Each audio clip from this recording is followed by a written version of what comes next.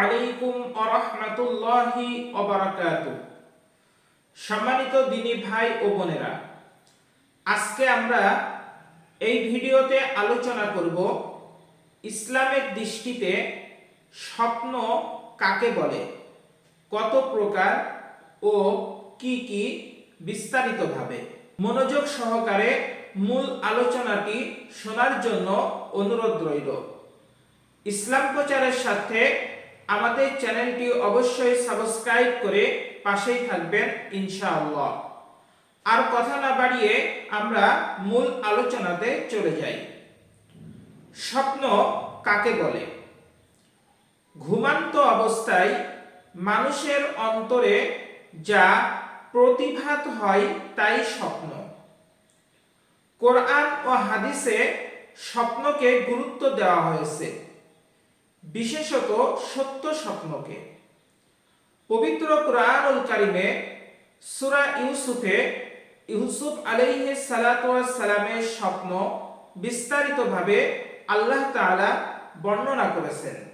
পবিত্র কুরআনুল কারীমে সূরা ইউসুফে মহান আল্লাহ তাআলা বর্ণনা করেছেন, ইয ক্বালা ইউসুফু লিয়াবিহি ইয়া আবাতি ইন্নী রাআইতু আহাদা আশারা কাওকাবা ওয়াশ-শামসা ওয়াল কমারা রাআইতুহুম লি সাজিদিন।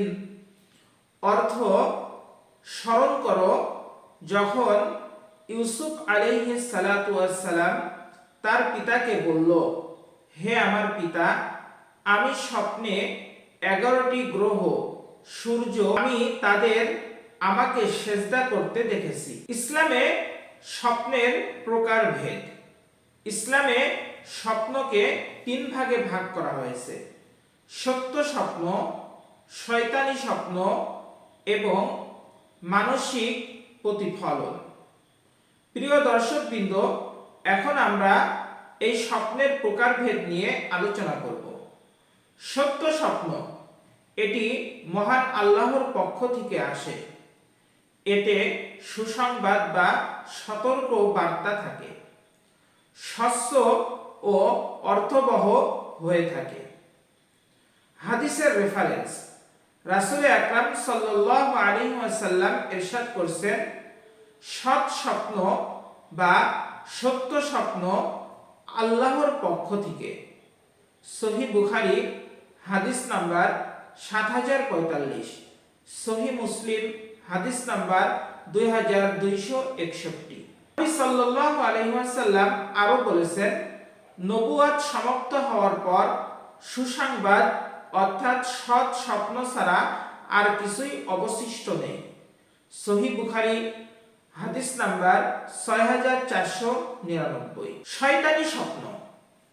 শয়তানি স্বপ্ন হলো শয়তানের পক্ষ থেকে ভয় দেখানো বা কষ্ট দেওয়ার জন্য আসে। সাধারণত ভীতিকর, অস্বাভাবিক ও দুঃস্বপ্নের মতো। হাদিসের রেফারেন্স: নবী আকরাম সাল্লাল্লাহু আলাইহি ওয়াসাল্লাম ইরশাদ করেছেন, খারাপ স্বপ্ন শয়তানের পক্ষ থেকে।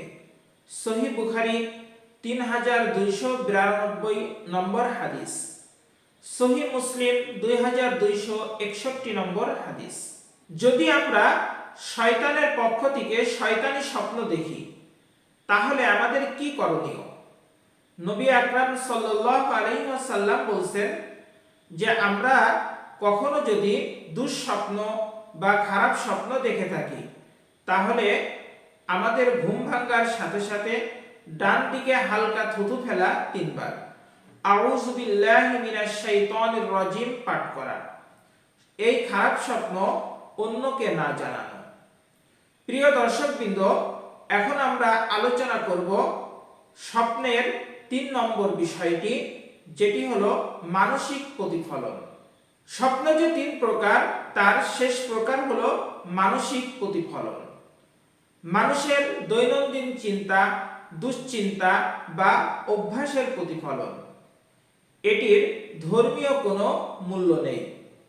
নবী সাল্লাল্লাহু আলাইহি ওয়াসাল্লাম বলেন, স্বপ্ন 3 প্রকার: আল্লাহর পক্ষ থেকে সুসংবাদ, 2 শয়তানের ভীতি প্রদর্শন। 3 মানুষের নিজের মনের চিন্তা। সুনানে ইবনে মাজাহ হাদিস নাম্বার 3907 নাম্বার হাদিস। সহিহ মুসলিম হাদিস নাম্বার 2263 নাম্বার হাদিস। সারসংক্ষেপ, সংক্ষেপে আমরা বলতে পারি স্বপ্নের ধরন 3টি। সত্য স্বপ্ন আল্লাহর পক্ষ থেকে, শয়তানি স্বপ্ন শয়তানের প্ররোচনা, মানসিক প্রতিফলন নিজের চিন্তার প্রতিচ্ছবি।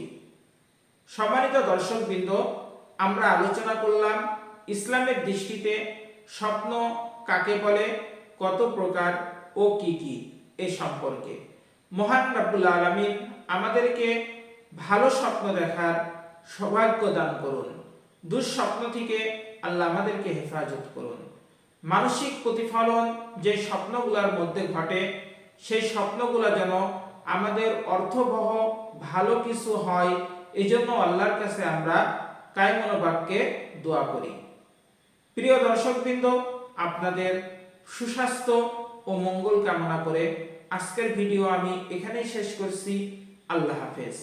আসসালামু আলাইকুম ওয়া রাহমাতুল্লাহি ওয়া বারাকাতুহু।